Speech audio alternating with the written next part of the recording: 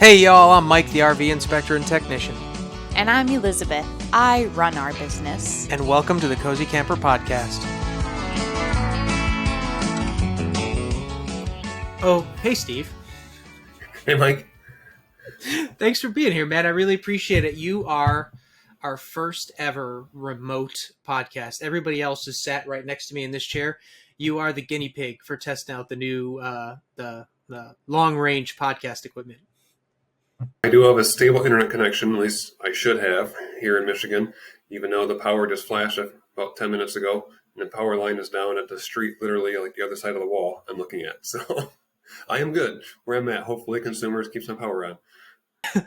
You just got back to, like, your prime service area is in Michigan, and you guys just got back, right?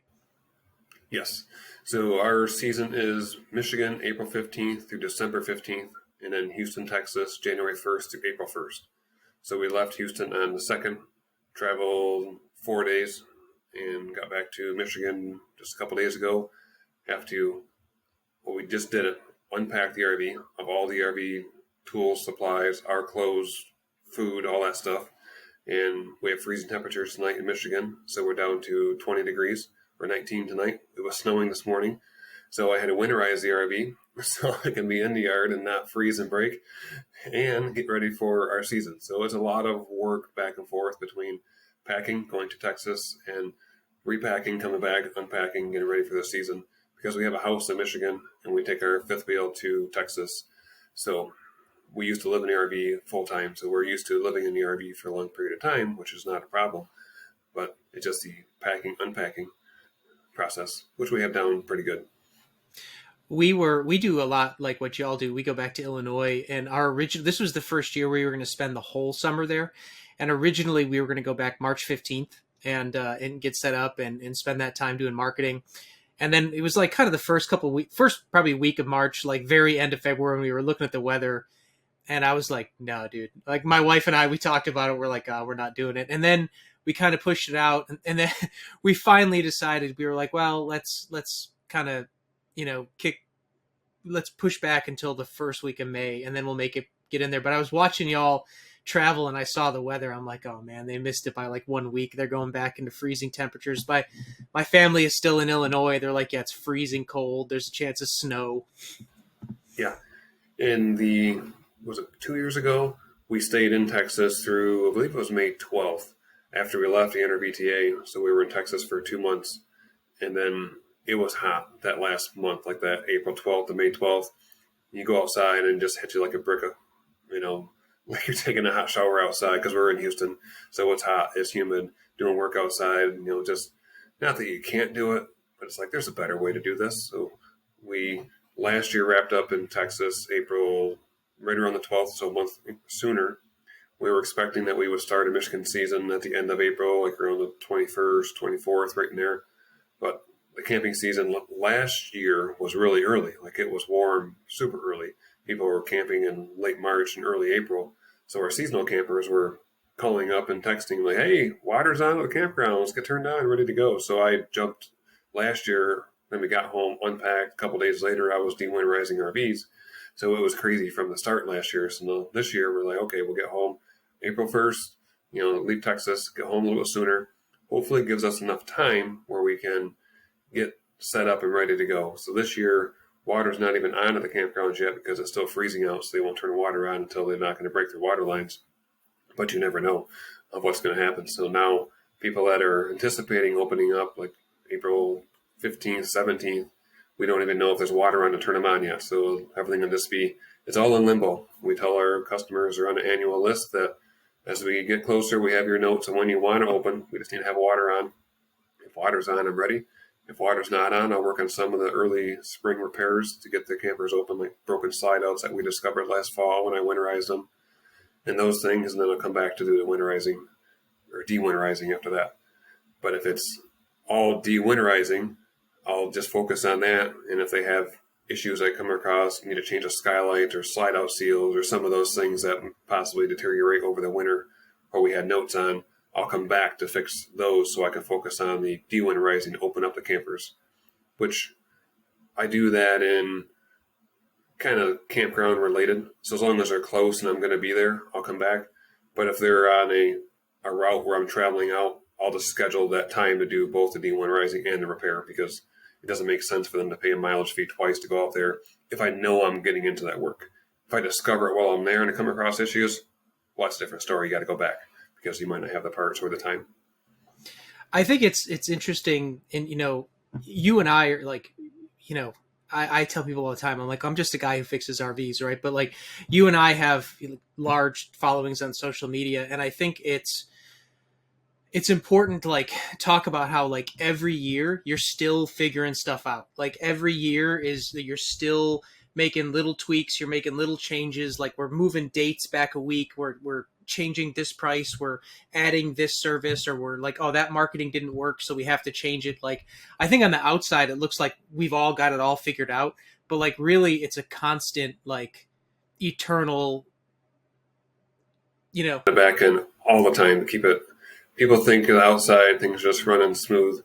It even goes back to our last business, which was a dirt racetrack that we owned and operated in Michigan. People from the outside thought things worked just flawlessly and smoothly, but on the backside, behind the radios and everything else, it was just organized chaos. You're just putting out fires left and right and just making decisions all day long. Erica is great at process improvement, looking at where bottlenecks are and those items. So looking at the big picture, hosting a large event on a Friday night, so she would see those things and make things run smoother. And the same thing with this business. She looks at the bottlenecks and, I'm busy doing work, and she will notice like, hey, this is eating up a lot of your time doing this, or we can do this better to make things more efficient. So you're not wasting time doing these things. And she looks at okay, let's do things this way now. And it makes things so much better. And we constantly do that a little bit at a time. It's not big changes. Customers don't notice anything on the negative side. It's all on the positive side, going that direction where things are just better for them and better for us. This year, I'm going to try to focus on saying no more, not overbooking myself. Like, okay, no, I can't do that now. I need to schedule that later.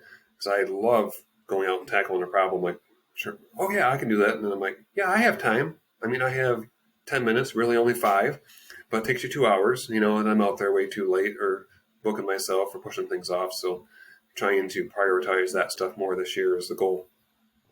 And like learning to say no to people in any business, I'm sure, but in this business, it's so hard because like, you're like, oh yeah, I know how to fix that. And we had this come up.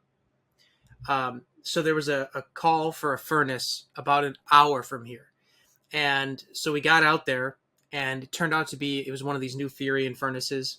It turned out, so I did the diagnosis, worked with Furion.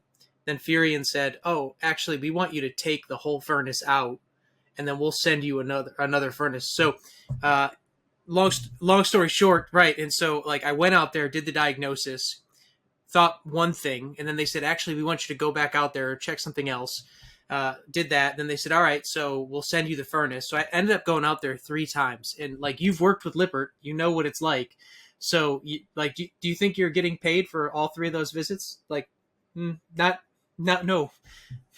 And so it's tough. And so we had to have like that conversation was like, well, hey, if we're going to do warranty work, we've got to like tightly control the physical location of where those are, just in case something like that happens. If you miss a digit on a serial number, or you forgot to amp clamp something and you have to make a second visit, it's not a catastrophe like driving an hour to Blanco. Or even if you're just waiting on a part, like if it's one of these far-flung places that you don't have any other calls, it can wreck your day. And if you do that a couple times a week, you can have a real bad week, and then that's quicksand. Oh, yeah. And I have a piece of paper right in front of my computer that reminds me of these things, where someone calls up and they have a warranty issue, insurance claim, or something like that. I do this stuff all the time. Warranty work, extended warranty work is really easy. I don't really, as long as you're in my service area, that's fine. But when you get into OEM warranty work, you're guaranteed to make at least 2 trips, sometimes 3, to get out there, because they want information and you think you have all the stuff and you try to make the phone calls while you're there. I won't schedule something I know I probably have to call into, Lippert, Dometic, etc., on a weekend. I'm making sure I'm going there when I can call into tech support while I'm there. That way I am, taking care of it all in one trip if possible. There probably will be a return trip for their special part that I might not have. I carry a lot of generic parts and things that I can fix stuff with, but they don't want you to put in a dinosaur circuit board into their suburban furnace.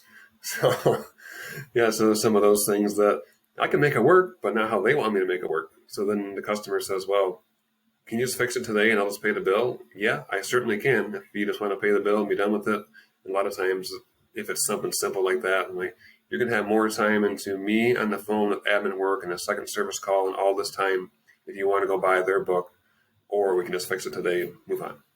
Right, and I like that you use the dinosaur board example because I keep like 4 of those on the truck, right? And it's like, yeah, like I can probably fix it right now with a dinosaur board, right? And it's like, but they will not pay for that. So if you want me to fix it today, it's going to be at, your expense. If you want me to deal with the warranty process and not have heat for a couple of weeks, that's cool. But that's, but like, and I have no control over it, right? Like if I could do this today, I would, but like I don't keep any in that space. I don't keep a lot of OEM parts. Like the reason I like dinosaurs is they work on everything. So because they're generic. Exactly. It's impossible to try to keep a specific circuit board for this water heater and this furnace and this fridge and all those things. Like you'd have inventory that you're never going to use these things. I mean, once in a blue moon, it's not worth it to keep it. You have to order those things. And it's like, and then even like for air conditioners, because in Texas you do a lot of ACs, it's like, hey, if you keep a couple of like standard Coleman like control boards in stock and a couple of like Dometic control, like that's probably fine. But if you're trying to keep like, the 18 different Dometic, CCC2 control boards in stock, then the ones that have the opposite reversing valve, you're going to go crazy. You're never going to sell it all. And so, you end up in a spot where like you have to pick and choose your inventory, and that does not work for warranty. It does not work for warranty people at all. Whereas like, like roof seals, I've got like 2 cases of Dicor in the truck right now. Like I can reseal any roof anytime I want, right? Because it's generic. But that doesn't. If you come across a factory warranty that wants you to use alpha sealant, that's a different story. So, or a motorhome that's Sikaflex or silicone sealant or something like that. So, but all in all, general speaking, Dicor will get you by. Right, and that's the and then when you get on the roof and you're like, oh, that's not Dicor. You're like, let me call, and then, oh yeah, you need to use Sikaflex or whatever for it. You're like, great, I don't have that, so let me come back out. But it's like that's the pitfall for like the mobile.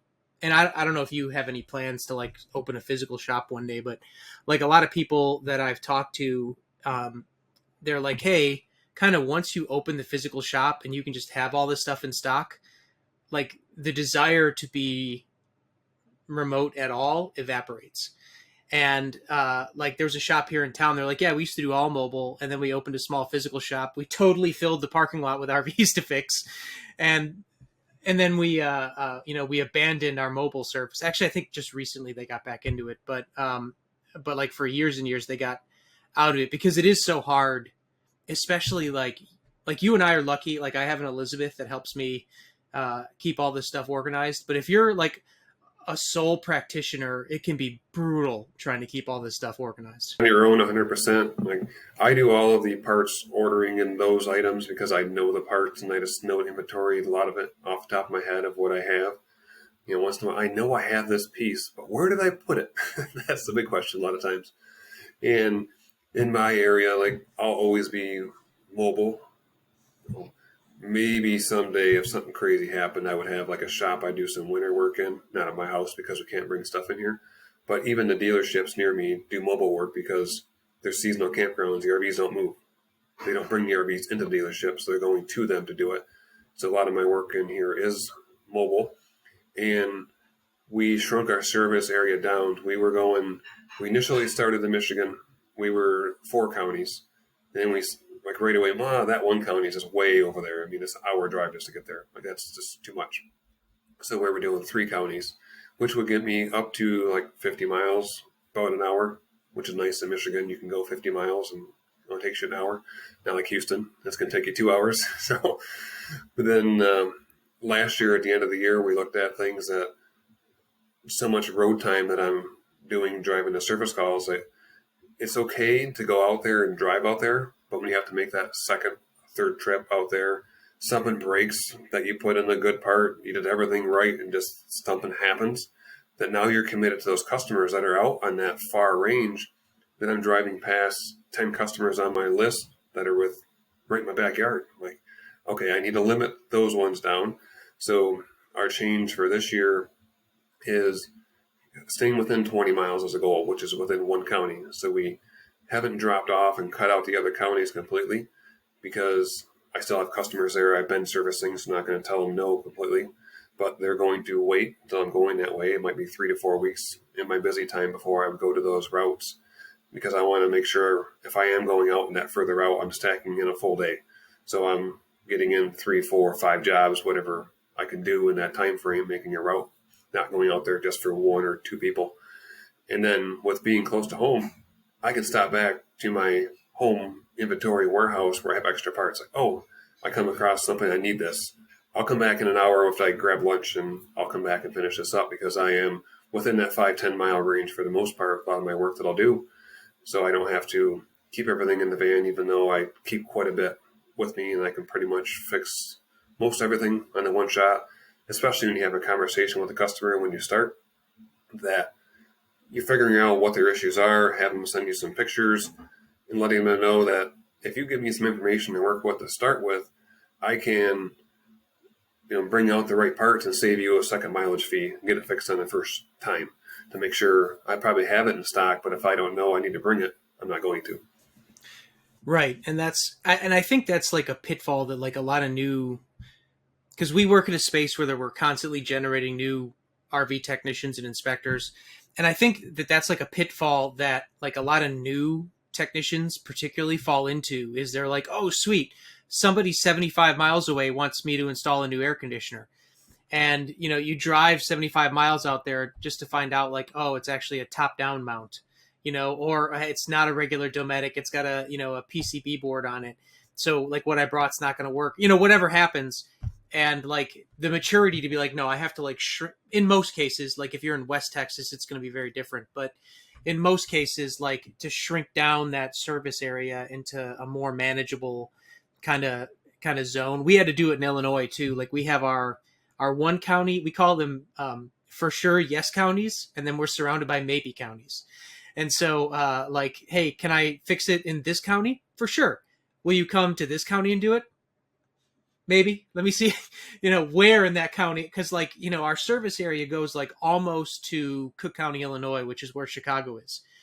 And it's so, but like if you're going west from where we are, it's all cornfields. It's not a big deal. If you're going east from where we are, you're driving into suburbs and cities.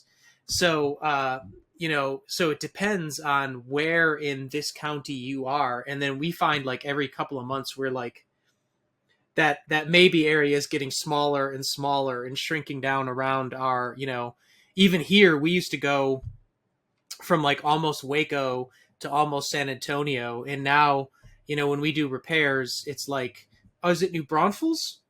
Okay, we could probably do New Braunfels, and that's it. But you can run yourself ragged, and you can run yourself out of business by like not just saying no. Like it's not the best use of your time. And what we have found is, particularly us, since like our social media has kind of blown up, is people will be like, hey, Mike, we want you to inspect this RV. Sweet. Where is it? Oh, it's in Arizona. Okay. I can go to Arizona for you, but it's, going to cost way more. And by the time you fly there, pack your tools, go to Arizona, do the inspection, you've made about the same amount of money as if you just stayed home and taken jobs locally. And so then you're like, exactly. And then you're like, well, did I actually go because this was a good use of my time, or was it like a vanity project where I felt like cool because they were going to fly me to Arizona? We just had this come up. And somebody wanted us to go to Tampa. We crunched the numbers for them. We're like, hey, this is how much it would cost. And, but also you could pay about a third as this. You could pay about, 33% of this if you just, like, I happen to know there's a lot of good inspectors in Tampa. So, yeah, so you might just want to hire one of them. I know that you know us from social media, but maybe go hire one of them. And it's tough to say no to that, especially when you're new. But then, like, if you zoom out, you're like, well, 99% of the time I book out anyway. So I didn't need to take that far flung job, the thing that really stressed me out. And I didn't need to, it's also not fair to the client when, when you're like, oh yeah, it's just an AC fix. I'll be back in 2 weeks, or you could book the local guy who can come today and fix it. So it's tough. And there's a area, they're north of me about an hour and a half, so they were out of my service area either way. I get a lot of calls from one campground in that area. Even the owner of the campground called me like, can you come up here? And some person, they had a new Brinkley RV and they had some wiring issues or something wrong. There's probably a loose plug somewhere, but you don't know. It's going to be a warranty job for one, so that was too far away. So there's a red X, and I'm like, nope. And then you're an hour and a half away, there's a second red X, nope. So just not going to happen. And I explained to the customer, I'm like, yes, I could physically go there and drive and schedule it. I'm going to drive past a bunch of customers that are waiting on my list to go there. And I'm going to get to your RV, figure out what's wrong with it, order parts. I'll be back in a month, hopefully. And you're going to be mad and calling me, wonder why I'm not out there in the meantime. Then if they send me the wrong parts, I have to make a third trip.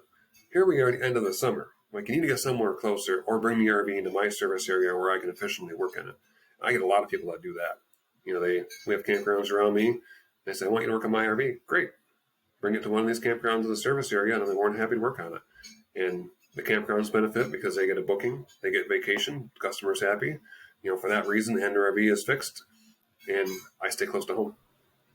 I do it all the time, and like this might actually surprise you, like for inspections, because sometimes, like if it's a private sale, you got to find hookups or something, right? I posted some pictures and for the listener, we have like a super secret squirrel RV inspector Facebook group, but I posted some pictures in there the other day where I was literally like at that campsite right next to us. I was inspecting an RV for someone for a warranty inspection. Across the street was an RV that I inspected brand new, and then they were like, "Oh, what's a nice campground?" I told them about this one, and then they said, "Well, can you teach RV owner education here?" Sure, can do. Right next to it is one that I did a seller's inspection for a couple of weeks ago. And then over there right now is one I did a warranty inspection for just a couple of weeks ago. So, and then I've got a great client that I developed from before I shrunk my service area. He's like almost 2 hours away now.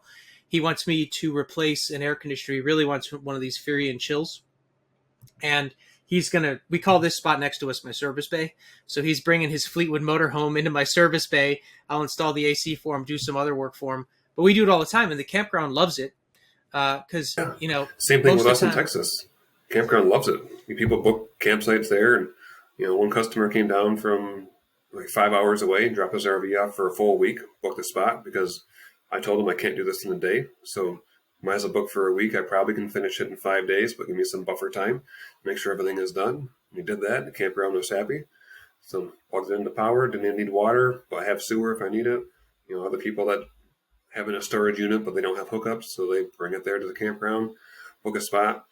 And, talking about these things doesn't happen right away. So someone that's new starting out be like, oh, you're crazy. I'm like, well, eventually, as you build a reputation and things slowly get there, like, doesn't happen overnight whatsoever. I feel when you start, which is what I did, I don't, wouldn't change anything at all. You take a broad spectrum. You take a broad area, broad things you're going to fix, and figure out where you want to gravitate down towards your service area or what you're going to niche into, what things you're not going to do. You learn the hard way from saying yes to something that you get committed to, like, okay, I won't take that type of job again, or things like that, or whether it's an older RV that that, okay, if I'm doing more besides something basic on this RV, hasn't been upkept very well, it probably has electrical issues, I fix one thing, two more things are going to break on this RV. It's just not worth the callback.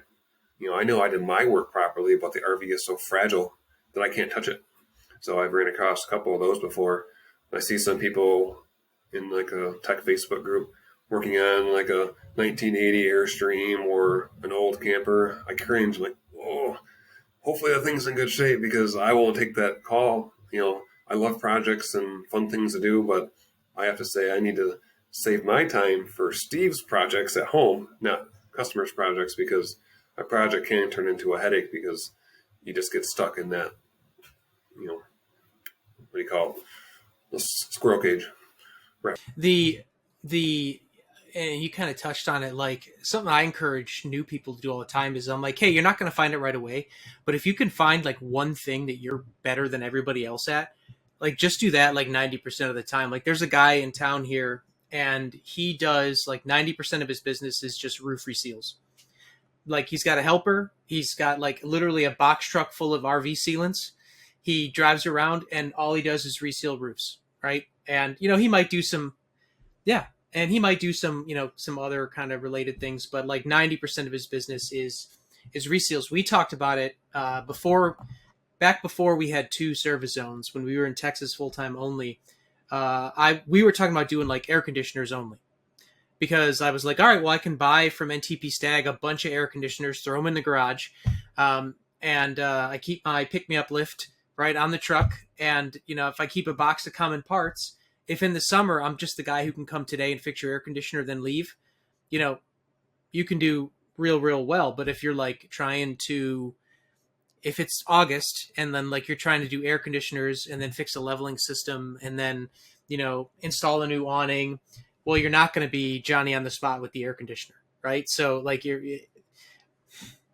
exactly. So it's like, well, maybe you got to try and tease that out. There's for some reason in the RV space, like the RV techs are all proud of being like jacks of all trades. And I'm like, that's actually kind of a bad thing. Like, like you don't like, it's good that you have that skill, but like, there's no way that you're going to know as much about plumbing as you do about air conditioners. Like what's going to happen is you're going to know a little bit about both. And then you're going to be a little bit wrong about those things enough that you're going to start having problems. So, and that's where I get myself into trouble sometimes. Like, yep, I could do that. I mean, I pick my battles based on where it's at. Like if they're the local campground 2 miles from me, I'll do a lot more handyman type jobs. Take a screen door and you fit it out with plexiglass and change light bulbs and those type of things because you're there all the time and they're good customers and, that keep me busy just there. And it's hard to say, well, you got to call someone else for that, but I'll come fix the air conditioner and your water heater. Well, the air conditioner and water heater work, most of the time, and it doesn't have an issue about once every 2 years. So if you're on their regular service list where they just know you're the guy to call for all their stuff, and if it's something that, hey, I can't do, if it's more a structural work or needs to go into the dealership or something like that, then say, hey, this is beyond me. You got to take it into there, and they have no problem with that at that point, but they want, like, I wish you could do it. I'm like, yep, I probably could, but it's just not feasible for me to do that, especially being mobile. Yeah, that's interesting too. And I remember we talked a few months ago about this because we had a mutual client in the Houston area, and you weren't here, I was here, and they had me do an inspection. And then one of the things we found was like a rotted out slide out, and the client said, "Oh, Steve's going to be here in December, January. He's going to fix it." And I was like, I was like, I'm pretty sure Steve doesn't rebuild slide outs. I was like, I'm not going to speak for him, but I'm like, you probably want to call him and see. But I was like, there are other technicians in the area that will do that. But, and like I said, like I know a guy that all he does is like rebuild slides and RV roofs. He does it in the field. He's so good at it. And then people ask me to do it. And I'm like, you don't want me to run a saw. Like I've never cut a straight line in my life. I'm like, you straight up don't want that to happen, but like go call this guy and he's really good at it. The same way that in the residential space, like, yeah, there's like heating and air conditioner guys, but he's not the same guy as your roof guy, right? Like he's not the same guy that pours concrete. Like they all kind of work together, but they're not the same. And in my view, the RV space should be similar. With being an RV tech where you are you're the HVAC guy, you're the plumbing guy, you're the electrical guy, because all the stuff is RV related. You try to send a regular house electrician into an RV, and it's probably is not going to be wired properly. So you want the RV guy that knows how RV things work to fix the electrical in there. I love electricians, but a lot of times electricians touch RVs. I end up coming in after them to replace parts and pieces because they just didn't know any better. Wiring up a 240 volt, 30 amp plug, they're going to have a large bill afterwards. Unfortunately, I've had that too many. So if someone calls me and says, "Hey, I just bought this RV. My brother-in-law put an outlet in at the house, and now nothing works," I'm like, "Sweet! I've got a converter on the truck. We'll have to replace some control boards. I'm Maybe the like, sweet. microwave, Yeah, water probably the heater element. microwave. A bunch of stuff." And I hear it all the time. And then like they won't believe me, and I'll get the tester out, and I'll be like, "Look, it's 220 volts." But no, and then like I catch it. I'm sure you have too. Like if you make a video, I talked to Emily, RV repairwoman, about this once.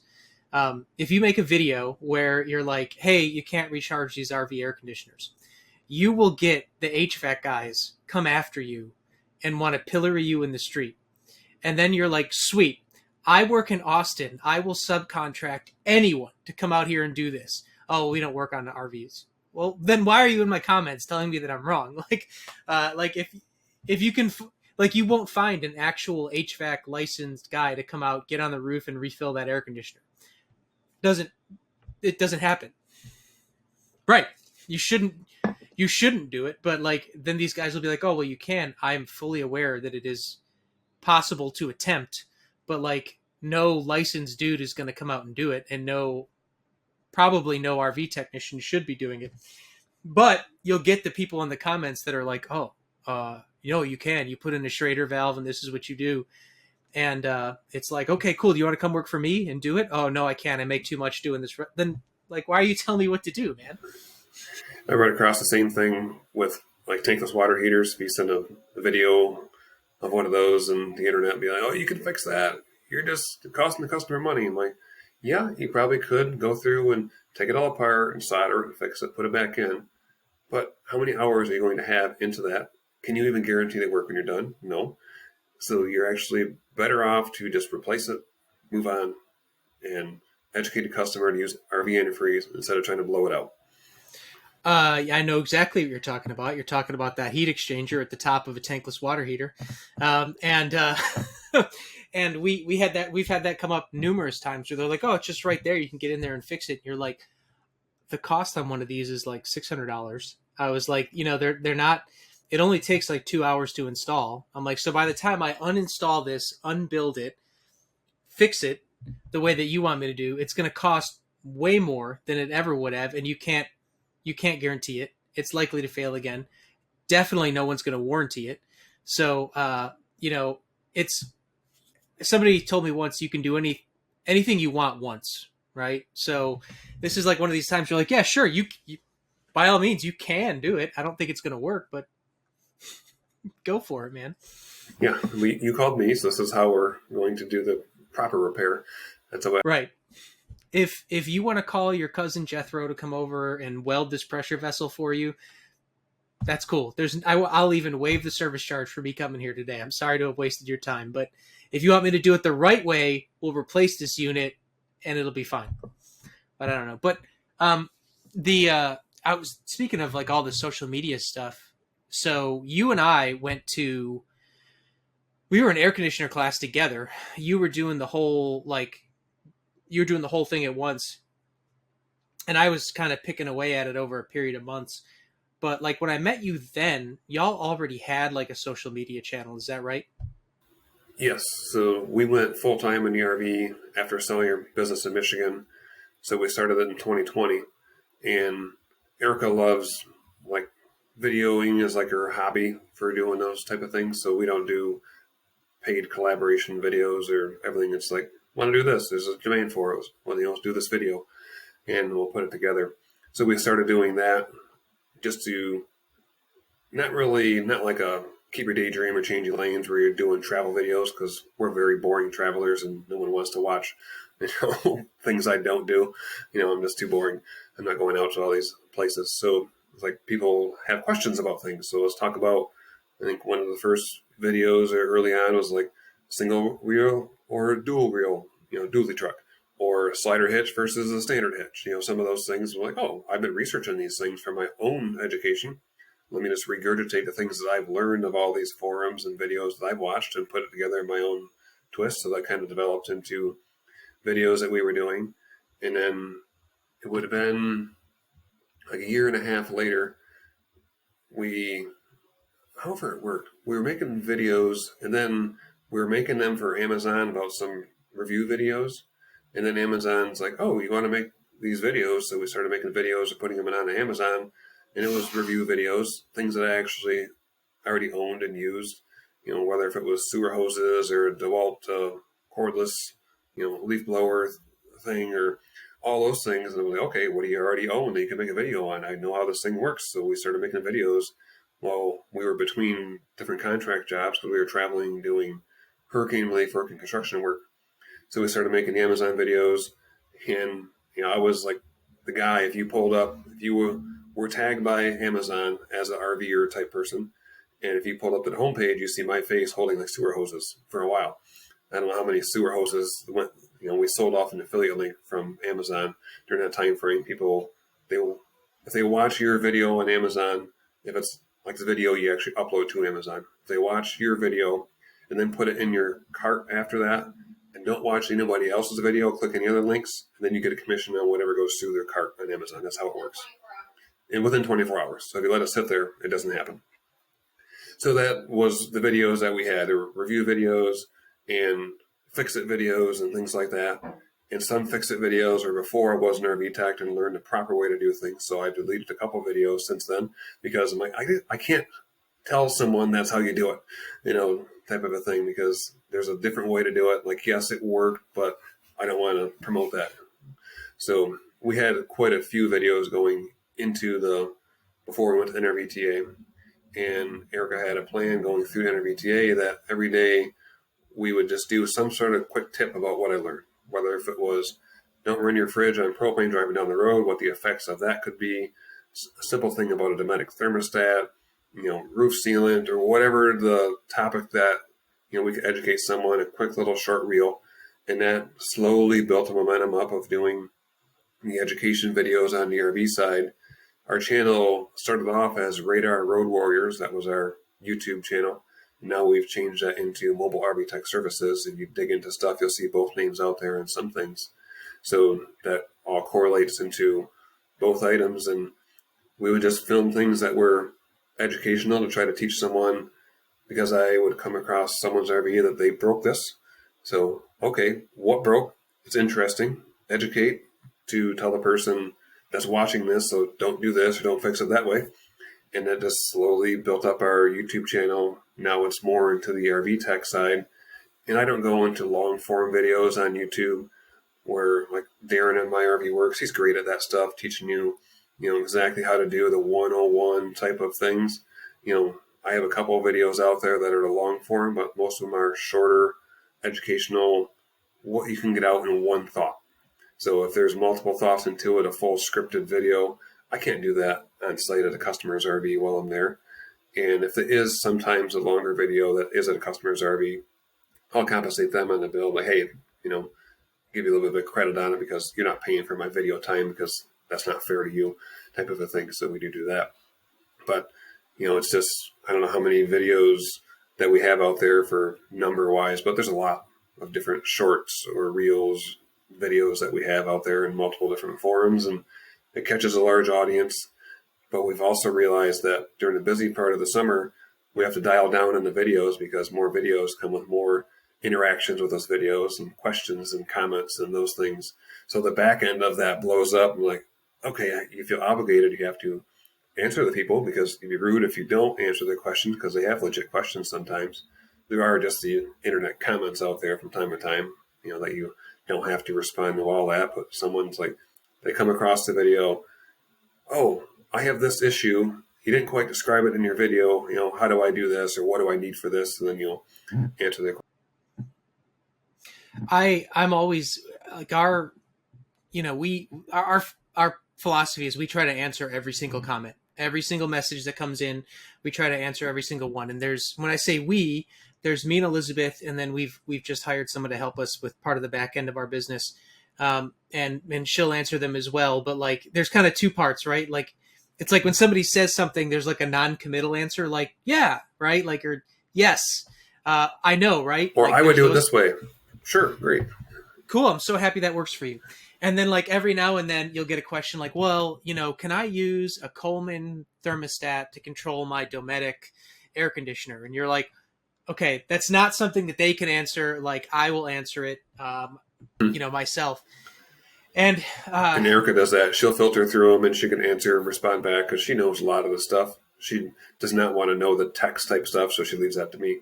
But same thing. She's like, okay, you have 4 comments left to take care of. Great. She took care of the. yeah, that's usually people will like if it's me, it'll be like 10 o'clock at night, and I'll be answering those comments. Like, yes, you can do that. Here's how. Or sometimes I have to say like, hey, I can't see it, and like it's kind of dangerous, so I don't want to give you this advice because I'm worried about your safety. I had somebody that was asking me about exactly like go to RV Help and see what's going on. But I had somebody that was they were working on their air conditioner, and they sent me a picture of their disconnected overload on top of their compressor, and they were like, they were testing. They asked me how to amp test a compressor, and I told them, and instead of amp clamping it, they were trying to like they had probes on top of the and I was like, stop that, I don't want you to be touching probes. I was like, I don't want you to do that, you can just use your amp clamp, it's fine, but I'm like, don't do that anymore, you're gonna get hurt. And so it's tough because talking about business and time sense, it's a lot of time because you have to make the content, you have to edit the content, schedule, post it, change it if something changes in the real world, and then like sit there and answer comments all day and all night. But and we talked about this. We had a webinar the other night for like RV inspectors. I don't know about you, about a third of our business comes from social media, where people see us online and then they want to hire us in the real world. What's it like for you guys? I wouldn't say a third is coming from online. It would be more so repeat business was most of my customers, plus like RV park referrals and word of mouth referrals. That's the most of my new customers. I get some off social media, like directly, but it's also just the awareness that people that are within my service area are already customers. They just see the stuff and you're top of mind all the time.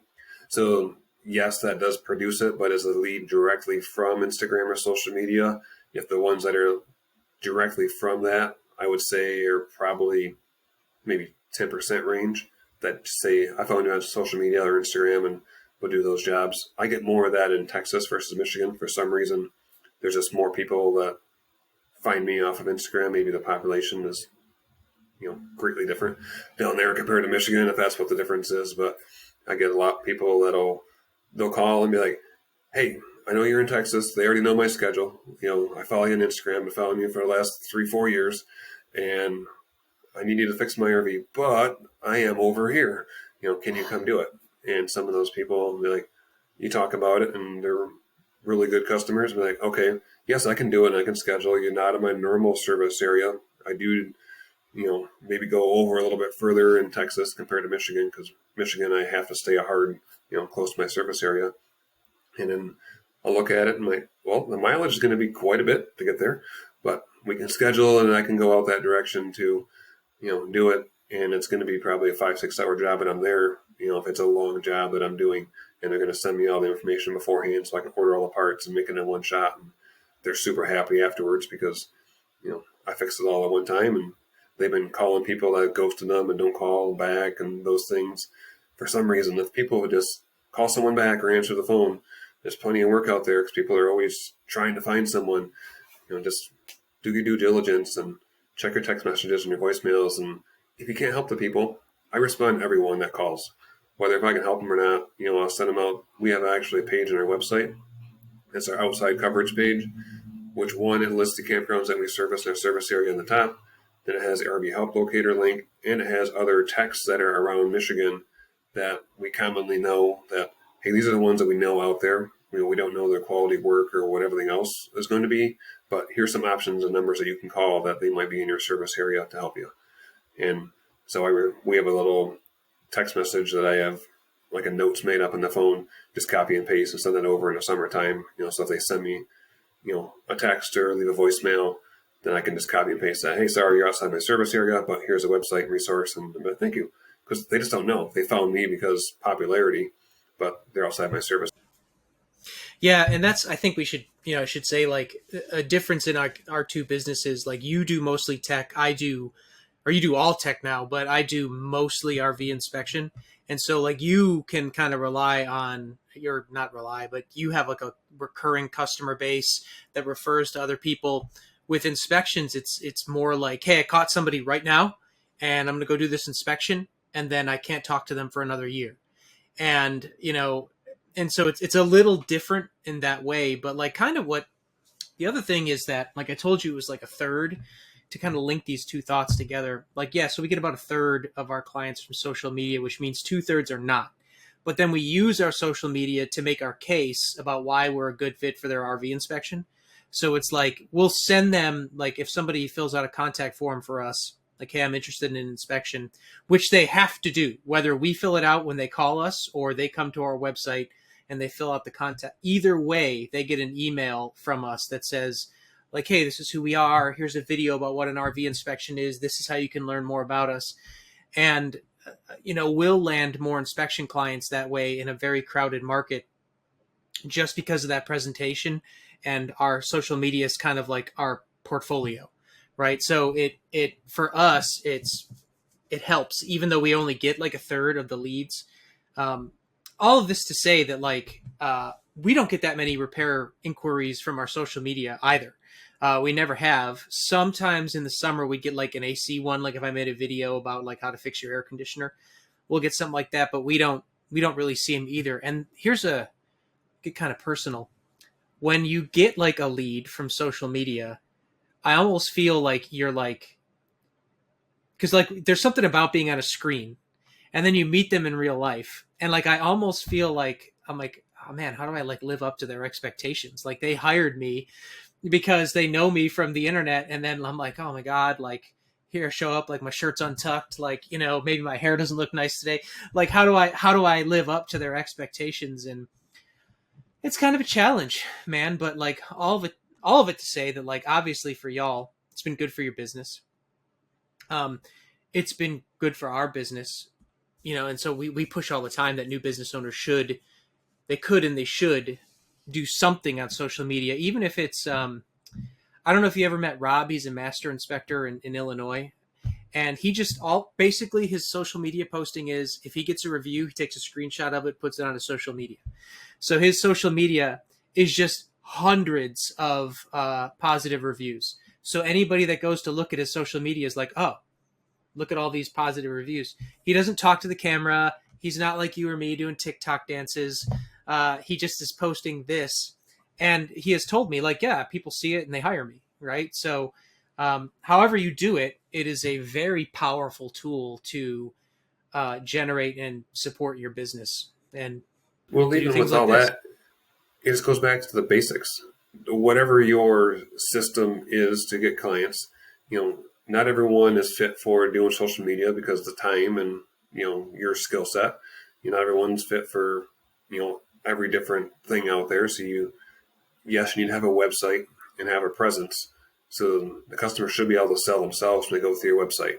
If you just have a plain old one-page landing page and everything is auto-filled in and it still says inner text here, or, things don't look real, I'm like, one of the things, like, AI is great in social media, or not AI, social media, this AI, is great for helping craft things, but not for the finished product. You need to have your own personal spin on it.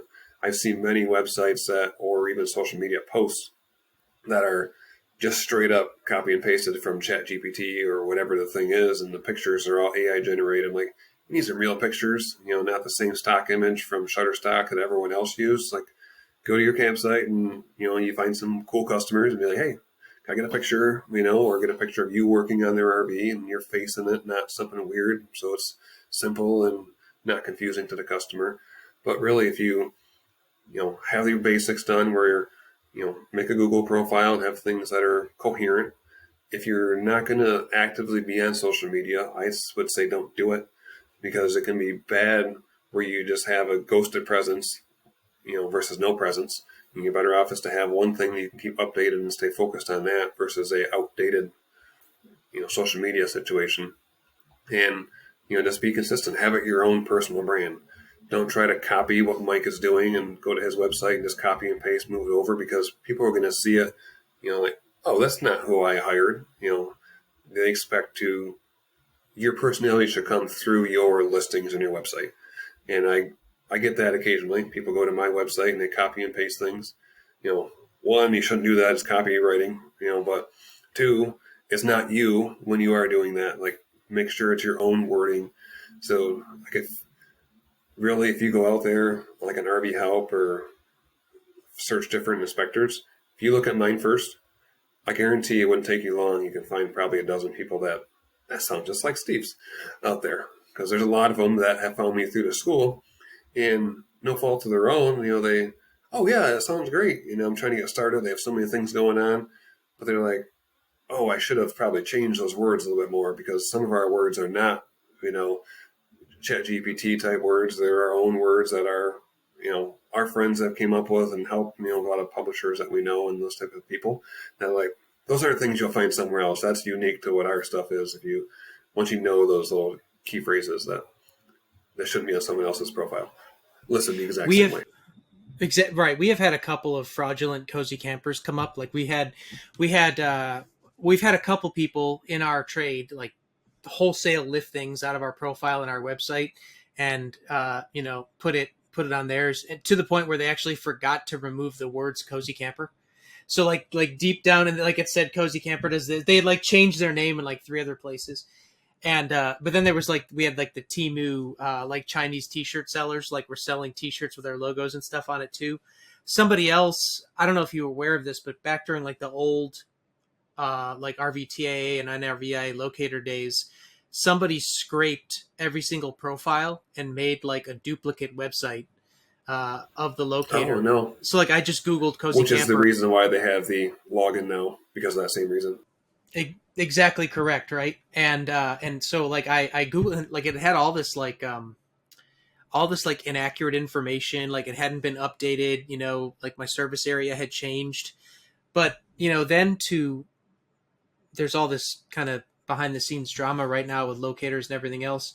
But like, speaking of AI, but when we still had the 3 locators, I fed all of that into an AI, right? And I was like, hey, I entered into this and I was like, hey, assume or place these locator pins in such a way that the greatest number of RV dealerships will be reached. And like it it showed me precisely where to put all the pins. And but yeah, so like there's a time for AI, and I totally used it to great effect. It was like, don't put it in Austin, put it in like Westlake, because like this will happen. And then like put it in, not Waco, but put it in like Killeen, because then it catches this too. So it did all those things. But I see it too, where people, and we use AI, like I'll write a blog post, I'll tell it to write the blog post, and then I'll go through it and change it. But we see it, yeah. It's like when you're in high school, like, don't copy off me, change it a little bit. But then, like I'll go to websites and stuff for our peers, and it'll just be clearly lifted straight from Chat GPT. And, you're like, all right, well, like you said, like clearly it's all, stock images. And then you're like, well, okay, listen, that lack of effort on some level is visible to the client, like even if they're not consciously aware, like, oh, that's a stock image, they're like, oh, this is a low effort, website. This is a low effort Facebook page. If you're someone that's going to have a ghost Facebook or Instagram, shut it off. But like, you've got to post something at least once a week. And we have a peer who I won't use any names, but I research this all the time, and he has 5 posts of jobs that he's done, and he just reposts them over and over again. So it's like an air conditioner. Like a week later, it's a water heater. A week after that, it's an inspection. But if you go down far enough, and he must have scheduled it out like in perpetuity. And so like, if you go down far enough, you're like, oh wait, he's already posted about that. Oh, he posted about it again. It's the same photo, the same text. And so it's like, all right, well, that's probably not good either. Like, no, no. I mean, the good thought. I give him an A for effort on that one, but the follow through doesn't quite work for the long term. So short term, sure, maybe.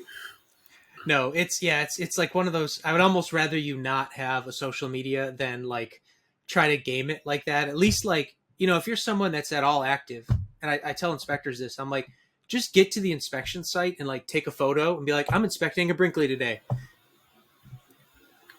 Yeah, and that's where Erica sometimes she'll just do a quick little story like, "What are you doing today?" And just you just say what you're doing. You have something that's fixing this. And I'm like, okay, that's all it is. It's nothing that's hard or complicated. It can be very intimidating, hard or complicated to start with, but like I say, it's just one of those things that if you're going to do it, sure. But a lot of times, people, they'll ask me and they'll be like, well, what do you do, to be successful in business? And I'm like, I'm just me. I'm not trying to be anything outside of what I am and do what I do and take care of people. But I also, I think it's just me, but there's a lot of things that developed me to where I am at.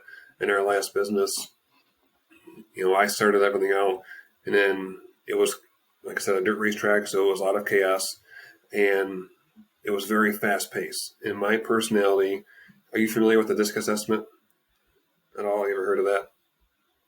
So DISC, like DISC. So there's 4 different personality types.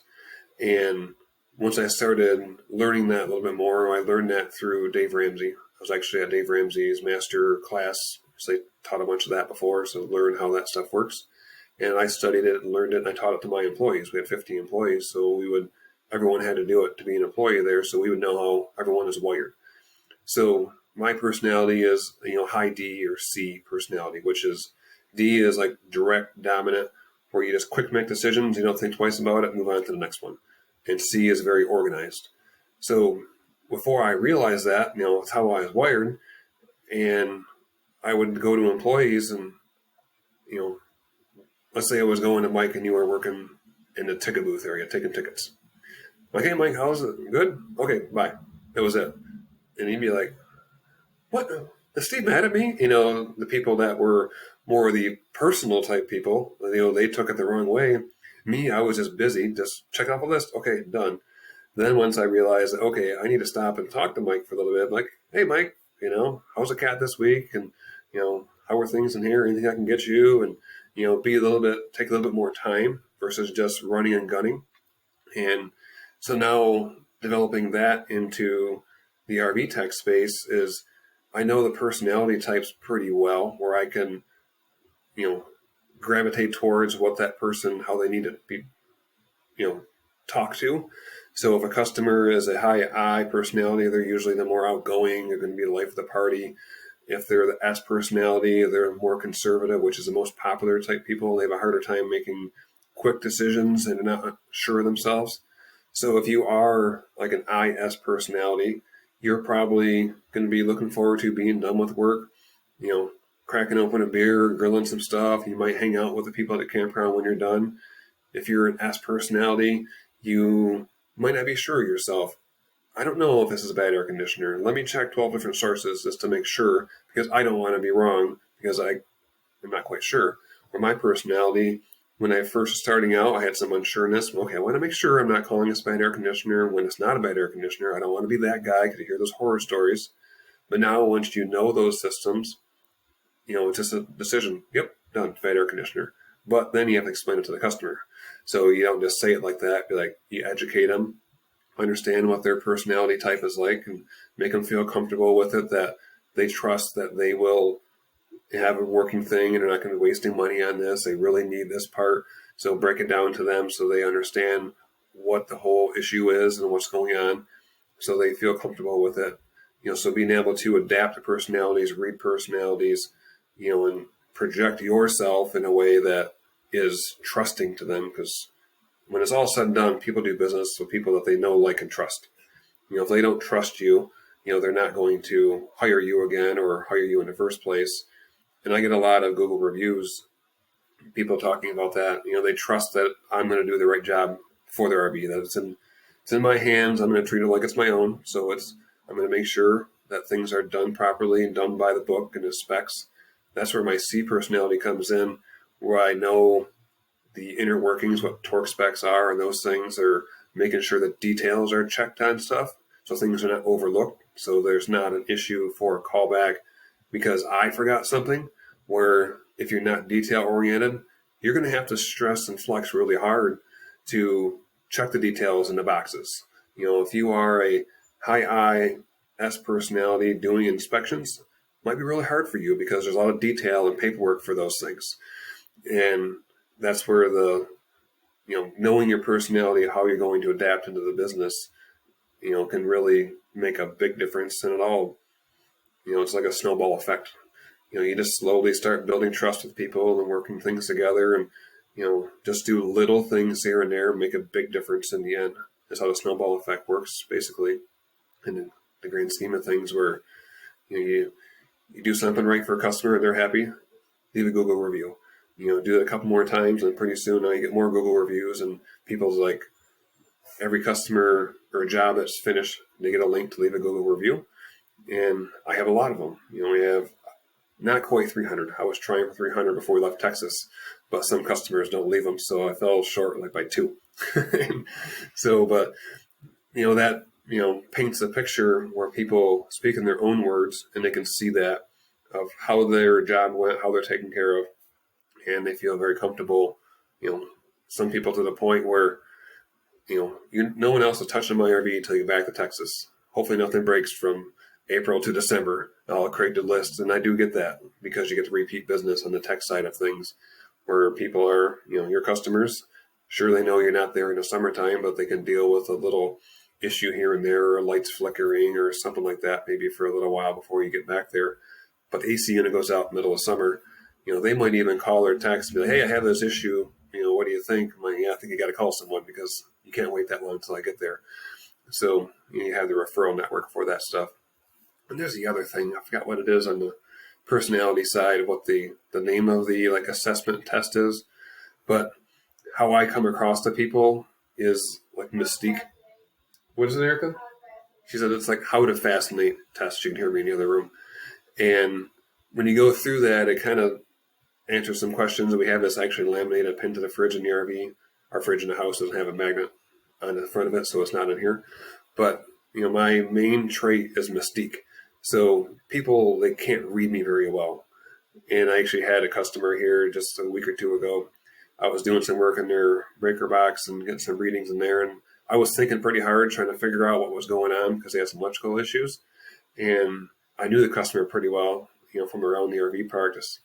This time that she ended up being there when I was working at her RV.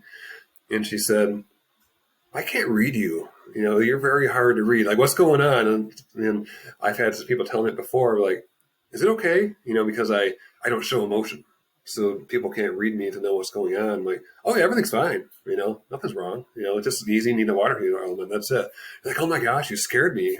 Because so I check myself from time to time, like, okay, make sure I'm, more trying to, I have to flex to be the I personality, more of the outgoing and meeting people.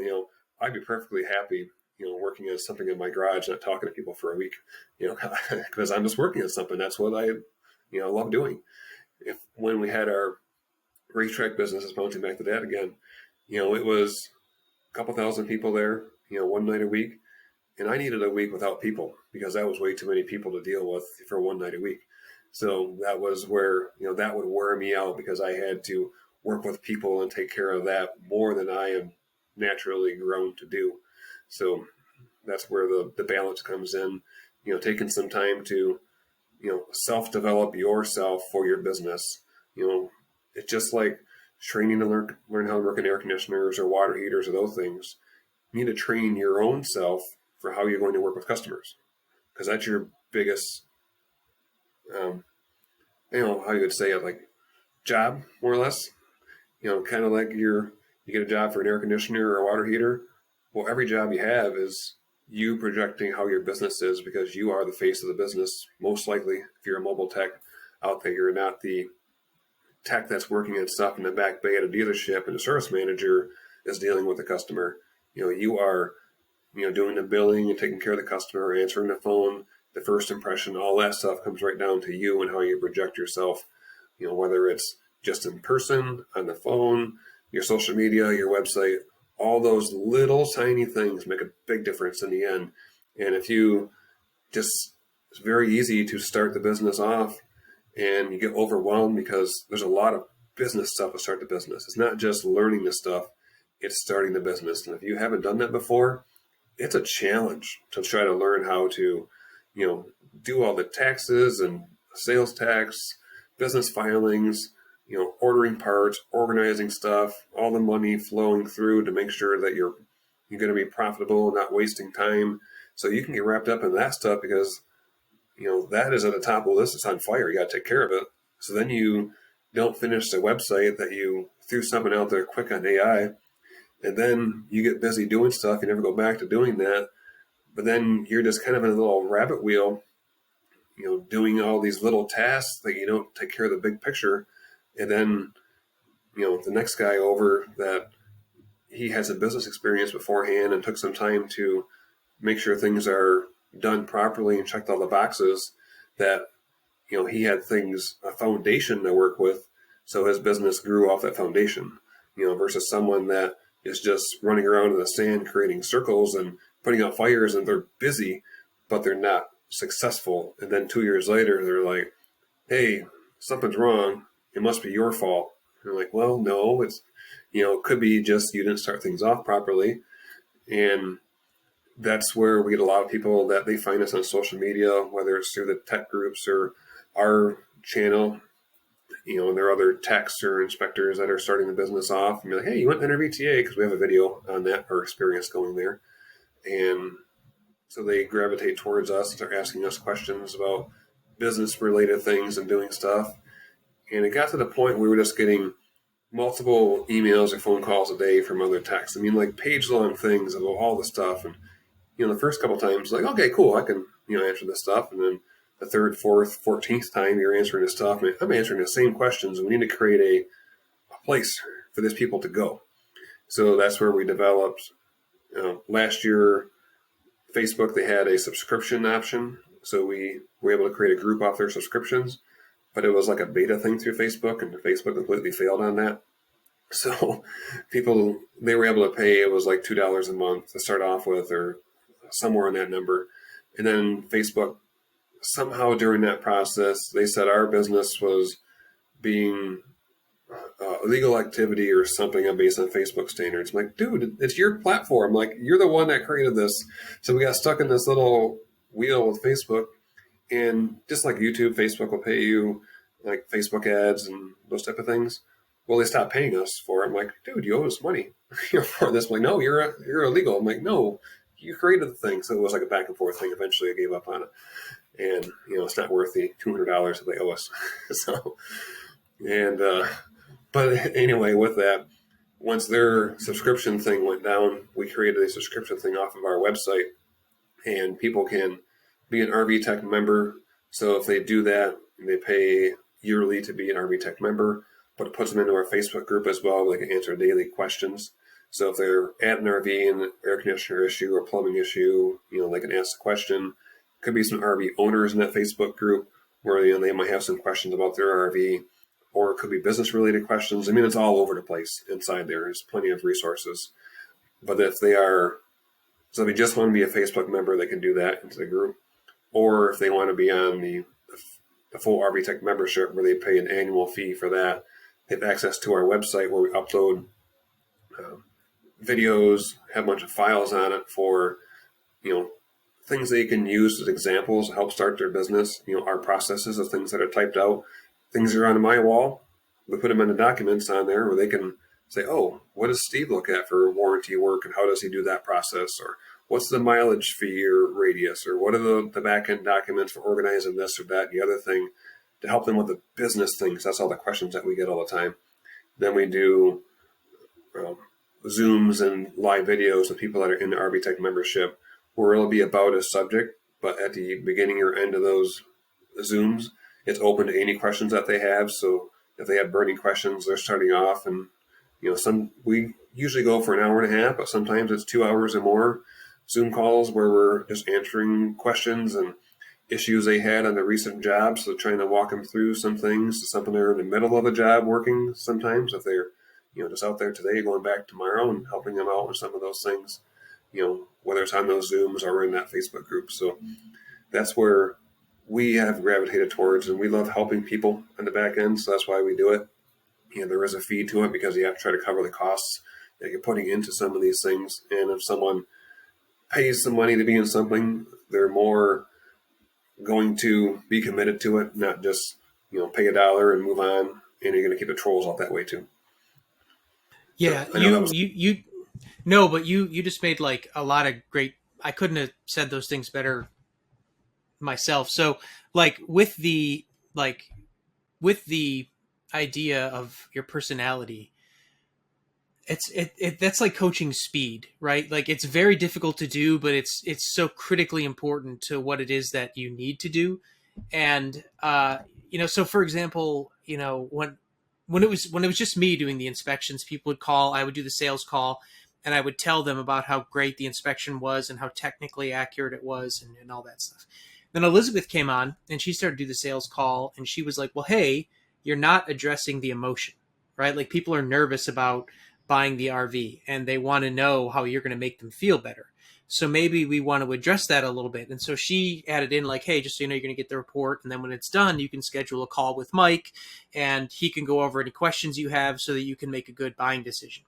And like just that little tweak, like dramatically increased probably how many sales we were closing, because we graduated from just technical, which is where my brain was, to like, hey, we're going to address a little bit of the emotion that's going into this because people are having some anxiety about this big buying thing. And then exactly, I had anxiety buying this Brinkley. I paid it today. So, a lot of anxiety, but then like as a practitioner myself, my first career was in law enforcement, and something that you learn to do in law enforcement is I could talk to drug dealers about the weather, right? Like, and that's a skill that you could talk to the most heinous criminal in the world about the Cowboys, right?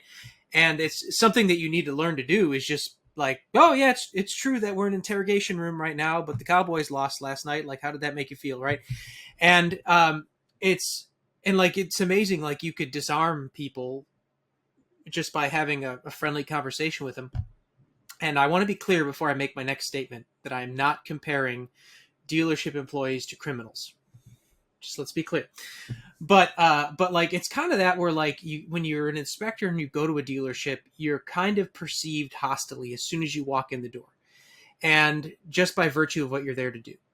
And like you can kind of react one of two ways to that. You can either meet them where they're at and kind of feed into it and make it worse, or you can walk in and just like, I feel like it sometimes makes them crazy. Like, well, they'll start taking digs at me as the inspector. They'll be like, oh yeah, you're probably not even a real technician or something. And I'm like, yeah, you're probably right, but this is an RV, right? Like, can you tell me where the wheels are? Like you crack a joke to try and disarm the situation.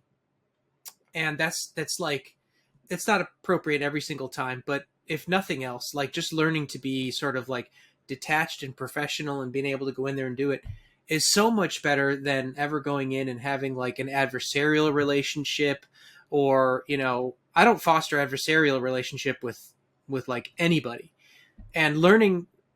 And that's one skill set. But then if you're going to someone's RV and you're going to repair their air conditioner, that's like a completely different personality that you have to break out. And, because now you're like, you want to be Mr. Fix-It, and, there is no kind of like hidden agenda on the other side, right? So you have to like kind of take off this hat, put on this one, and kind of pivot your perception. And then you're going to go behind the scenes and talk to vendors. And then you have to like take a position where you're like, no, I'm the boss. You're the vendor.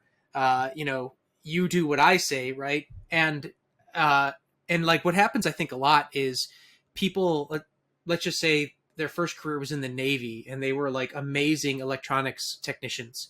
They used to build, submarines upside down and backwards. And that's awesome. Yeah, but they didn't talk to anybody. They didn't know how to do it. And so then they get out and they're amazing at fixing this stuff, but they don't know how to talk to a client, let them know they need a new air conditioner. They don't know how to interface with the dealership and, make a positive interaction. All they know is this technical skill. And I heard you say, and I knew you were doing it, you've got your RV mentorship program. We're getting ready to host like a workshop for RV inspectors. And something that we don't do well, and this is not just like a criticism of like our mobile technician group, but like in the industry, we don't do apprenticeship very well at all. Whether you're a mobile tech or, you know, if you work in a shop, it does not exist in the RV space. So like what you're doing, where you're like, hey, I just want to have like a safe place where interested people can like talk, and not in a big Facebook forum where you're going to get a bunch of bad takes, but like in a controlled environment where you can ask They have the questions. same mindset. Right. So you're kind of lifting. It's the same thing that we want to do with our workshop is like, hey, I don't want every single RV inspector to come through our workshop. I want people that like want to do this as a career and they're passionate about it and they want to learn. I want to like select that 10% of people and bring them in and talk to them, because those, you know, the people that go to your class, like those are the people that really want to do well and they're motivated and they're putting the thought into it and they have the capacity for change. Not everybody does. Not everybody does. Not everybody's interested in doing it. And some people just won't change or don't even recognize that they need to. And this is, so about a year ago, okay, let me tell the story. So I was talking to some of the execs at NRVTA, and they were asking about my social media, and they're trying to be so polite. They're like, hey, have you ever caught any feedback from the dealers or the manufacturers? And I was like, I went through a punk rock phase about a year ago where I wanted to rebel and I was throwing grenades at the industry. I got a little pushback. They were correct, so I had to walk it back. And You know, I'll say right there, when we started following us on social media during that time frame, and I saw your posts, I'm like, dude, like the industry isn't burning down. Like it made me say, I'm not going to follow this guy. I'm not following him back. So I'm glad you perceived that the wrong direction. And sometimes you wonder, you're like, well, I kind of know Mike. Should I say something to him? You wonder. But yeah, and you have to you have to have the capacity for change in this business, right? Like I don't get it right every single time, and I've changed. And I'll tell you, like it was actually a dealership owner in town reached out to me through a third party and was like, hey, there's some room for improvement, but like it's not super negative. And then like even in our RV inspection videos, we've kind of changed it. Like where now I kind of phrase it where I'm like, yeah, this sucks, but everything's fixable, and now the client can have it fixed or not.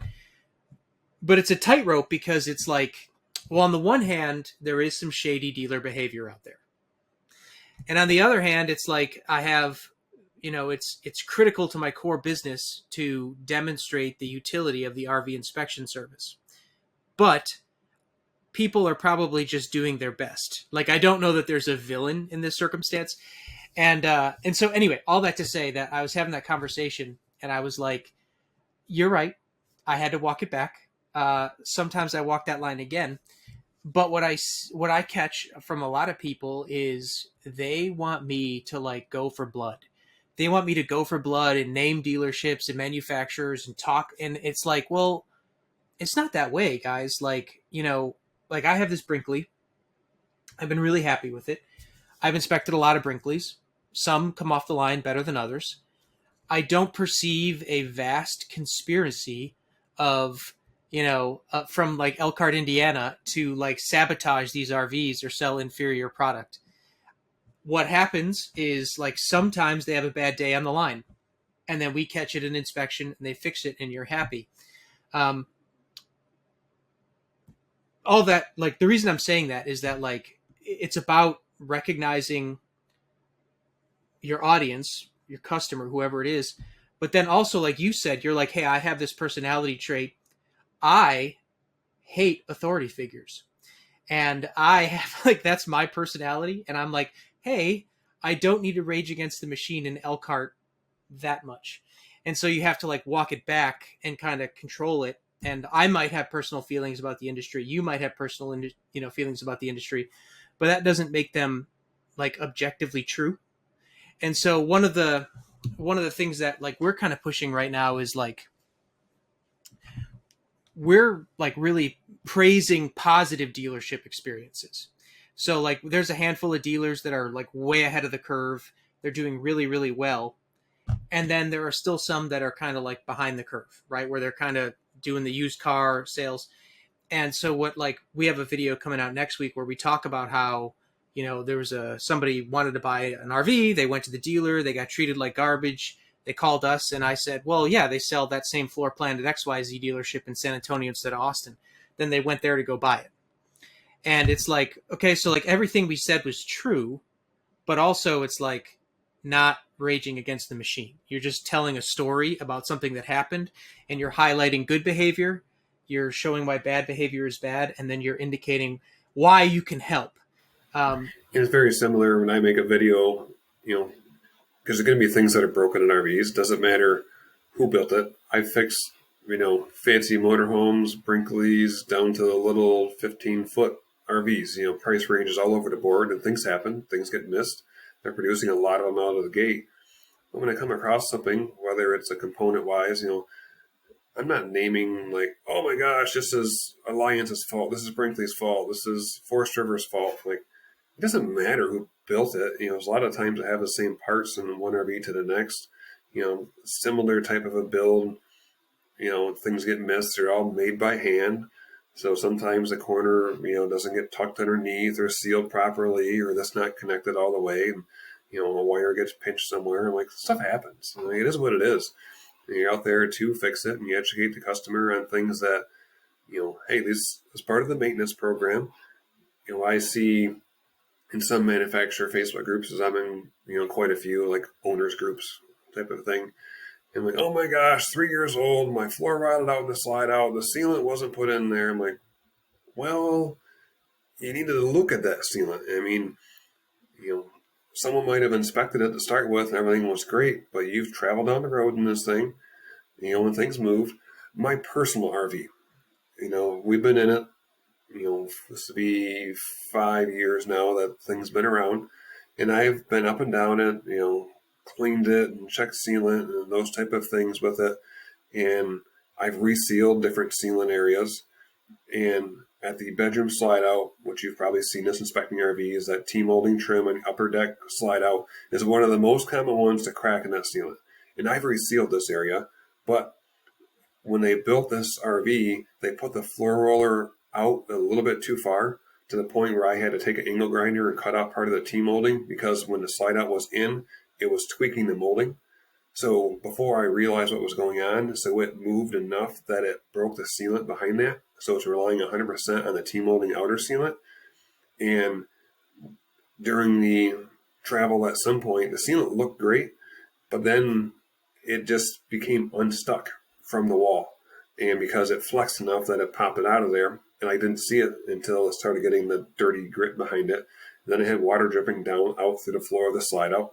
At some point, I'm going to change my own slide out floor. It's not to that point yet. Just because, it wasn't an obvious thing at all. Stuff happens. So that's where looking over your RV with a fine-tooth comb, it's really hard to catch all that stuff. Customers will hire me to look over the sealant on it. Once you go through the RV a few times and you're like, oh, this is over here, this is over there. And you can't see it all right away unless you're doing a full day inspection while you're out there at the RV. I've even been to some RVs that, are brand new, been inspected. The dealership did their inspection, or maybe even a third-party dealer. Then a customer has a roof leak. And they're like, why am I having a roof leak? This thing is brand new. You go up on the roof and you look, like, well, they tightened down your attic vent. They over-tightened the screws, cracked the plastic. It has alpha sealant on it, which is not bonding to the smooth plastic, and water's going right underneath that sealant through there, and it's coming into your roof. So it needs to be fixed. So, it's just one of those things that it was great before, but it's not now. So customers need to be educated. Well, that's just it. Like so I came out of my punk rock phase, and I was like, well, I'll start doing reviews by name. And I said, like, oh, we're doing this Grand Design, whatever. And I talked about all the problems with that Grand Design. What that turned into was all of these RVs have this problem. And it was like, well, no, that's not the case, right? So, no, like not every single one of this unit has this flaw. So then, now what we do is I'll say, oh, I inspected this fifth wheel and this is what I found. And you may be able to watch the video and see like what, brand it is or whatever. But like, we're trying to now like take a more diplomatic approach to doing this without, totally flaming dealerships and manufacturers where we can, because like you said, right, like I personally evaluated this RV before we bought it. It was me. I live in it. As soon as I got it home, that fan broke. The day we took it home, that fan broke. And I was like, I took video of that fan working. I know for a fact that it worked. And I fixed it. It wasn't a huge deal. It was just like the fan blade wasn't attached well enough. And when we hit a bump on the road, it like came down and it got physically stuck. So I just, put it back in and fixed it. But it's like, that's true of every single RV that exists anywhere on the planet, whether it's new or it's used. Your RV is not perfect right now. I will tell you, this RV is not perfect. I have another RV that lives in covered storage. It's not perfect. The furnace isn't installed in it right now. So so it's like, but all that to say that like I wish that when I started, I would have had a mentor, somebody that I could have that would have kind of steered me a little bit to be like, hey, Mike, there's not a vast conspiracy. Maybe you want to conduct yourself this way. Maybe you want to handle your calls that way. That sounds like what you're trying to do on the technician side, is to provide some kind of ongoing mentorship. Now that I have touched this, now that I have touched the stove 500 times, I'm like, all right, well, I guess I'll be the mentor now on the inspector side, that I've finally figured it out. And I think that, like, I'm not the first, you're not the first, but if people like you do that enough times, it's going to make like a meaningful change in the industry where technicians and inspectors will be better. I think on the inspection side, what's going to start to happen is, I think inspectors are going to come out of the school, and I think they're going to have to work under somebody's umbrella for a period of time just to gain that experience. And then they can go off on their own, rather than having like all these brand new folks that kind of, dump out and kind of touch the stove like I did.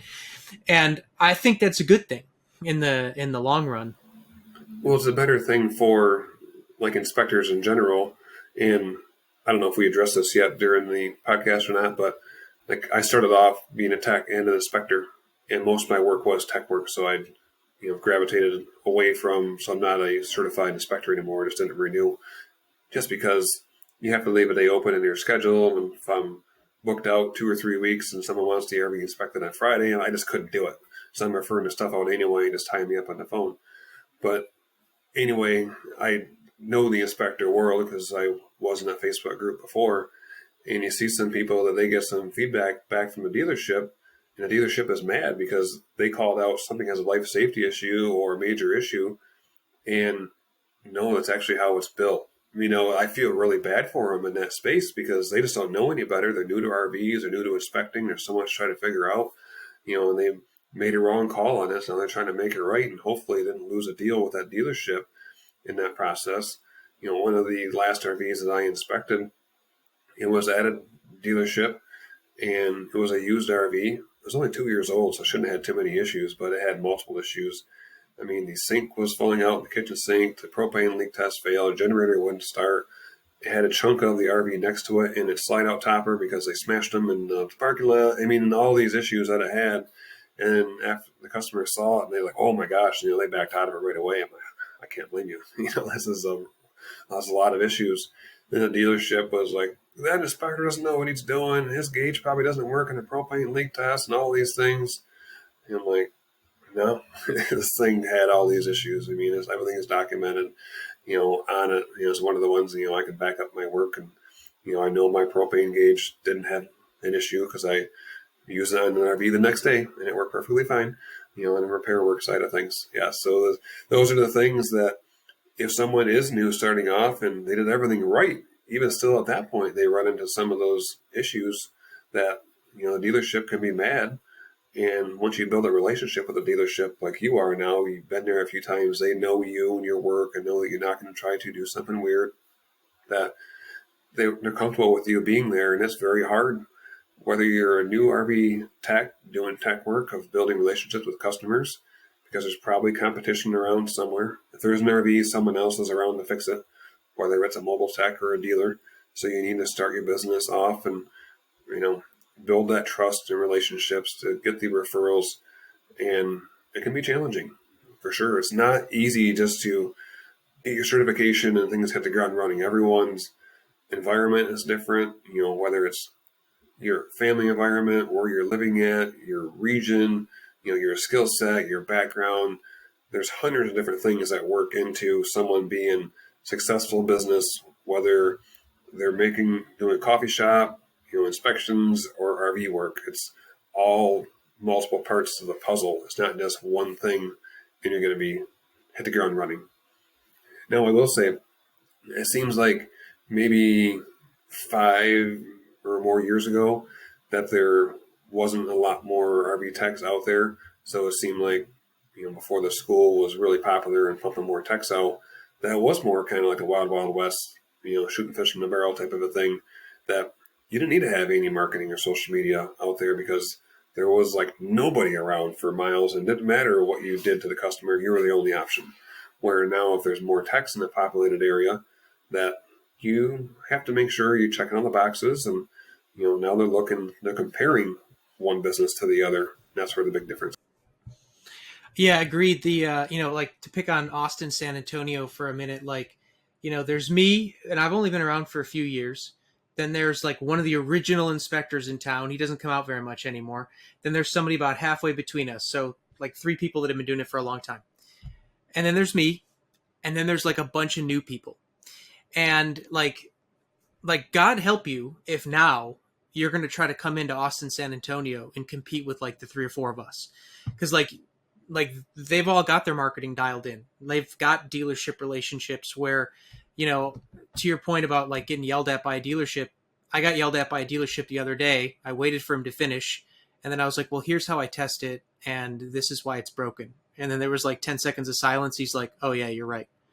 And, and so it's like, but it's the adversarial part that you don't need to have. Like, I hear about guys go out and they try to argue with dealers. It's like, number one, you shouldn't really be talking to the dealer about your findings at all.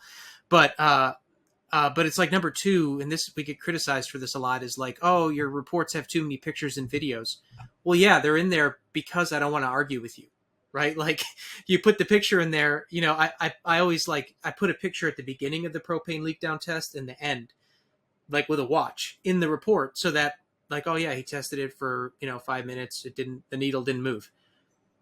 Or like, I have 2 different manometers that I have colored differently, so that like it's clearly visible that I use 2 different manometers if it fails. And it's like, okay, that way, they can't look at the report and say, oh, his 1 manometer must be broken. Like, oh no, this occurred using 2 different manometers. One's painted red, so that one is the different one. But it's like, all that to say, and we're running out of time, that like the mentorship, learning from each other. Like, I'd watch your videos. I learned a ton from you.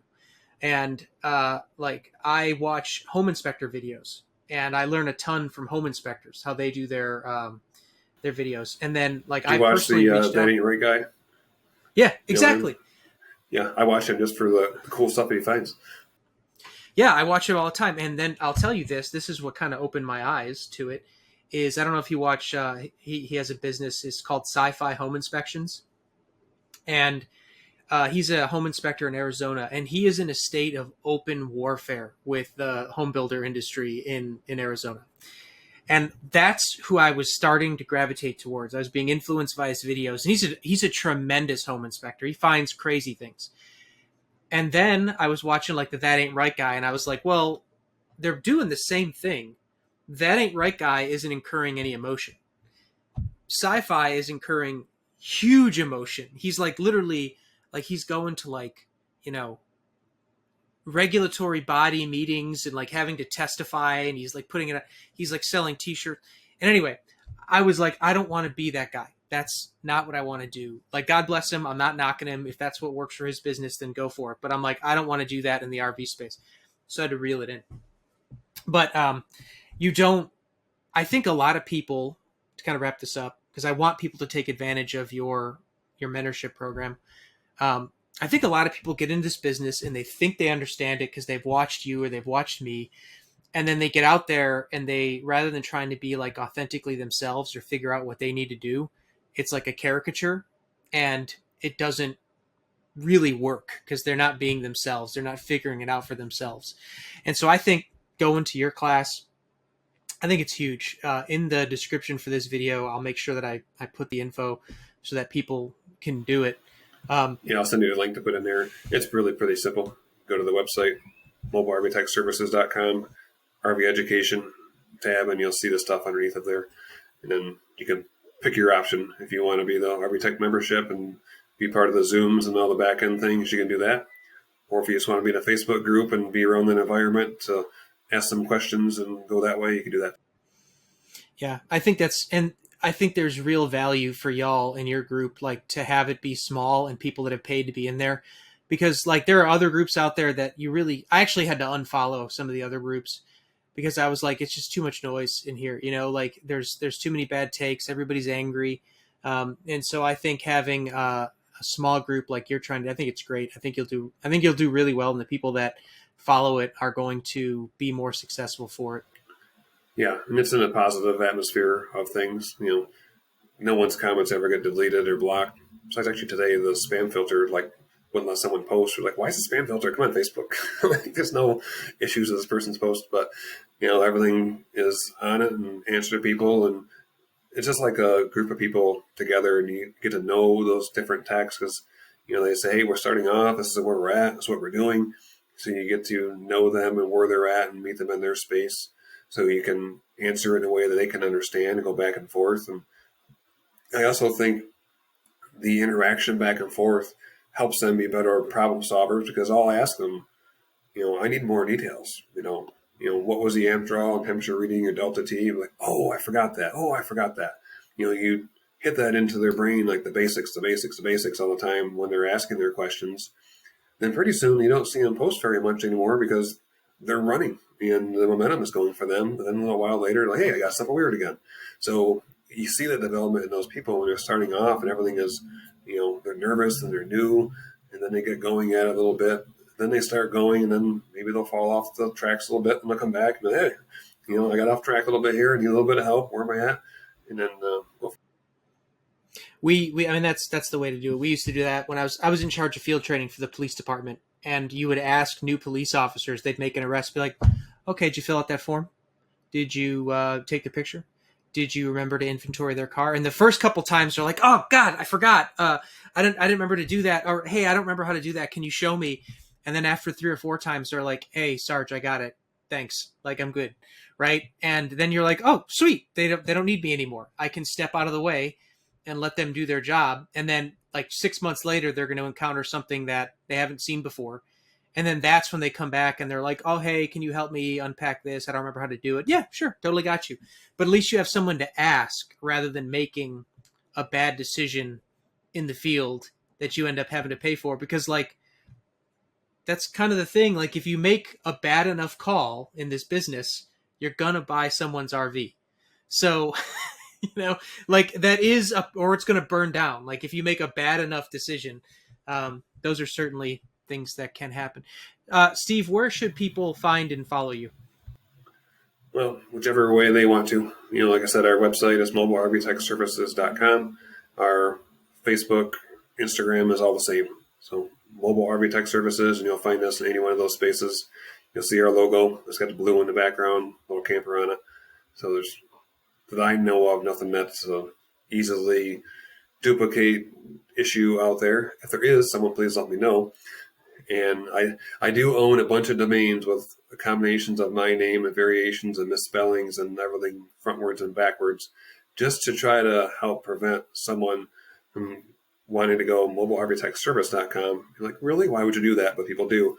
So that way, hopefully those confusion things don't happen.